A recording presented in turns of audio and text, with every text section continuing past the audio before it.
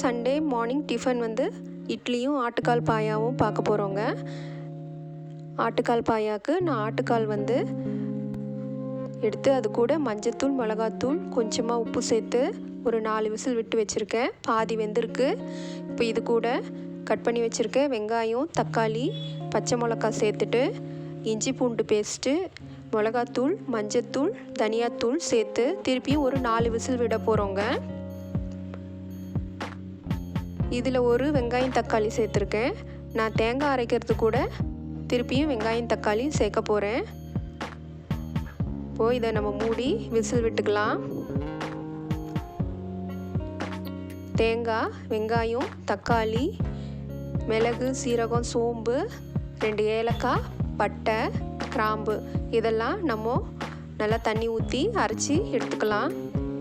4 whistle விட்டு open பண்ணி பார்த்தாக்கா நம்மளோட ஆட்டுக்கால் எல்லாம் நல்லா வெந்து வந்திருக்குங்க. நல்லா வெந்துருச்சு. இப்போது இதை தாளிச்சிக்கலாங்க. தாளிக்கிறதுக்கு எண்ணெய் ஊற்றிட்டு திருப்பியும் பட்டை, லவங்கம், பெருஞ்சீரகம், சீரகம், கொஞ்சம் கடுகு, உளுத்தம்பருப்பு போட்டு தாளித்து அது கூட கொட்டிக்கலாம்.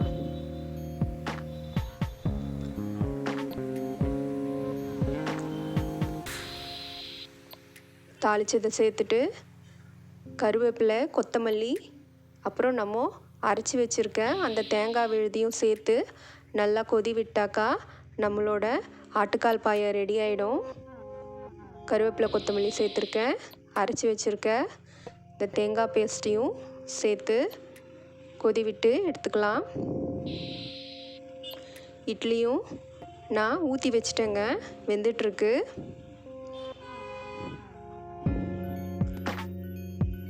நல்லா மிக்ஸ் ஆகி வந்திருக்கு. இது செம்ம டேஸ்ட்டாக இருக்குங்க. நான் எண்ணெய் தனியாக சேர்க்கலை, அந்த ஆட்டுக்காலில் இருந்த எண்ணெயே தாங்க அது. இட்லியும் வெந்துருச்சு, ஆட்டுக்கால் பாயாவும் நல்லா கொதிச்சிருச்சு.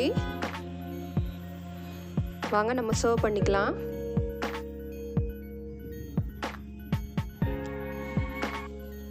நம்ம சண்டே மார்னிங் டிஃபன் இட்லி, ஆட்டுக்கால் பாயா ரெடி.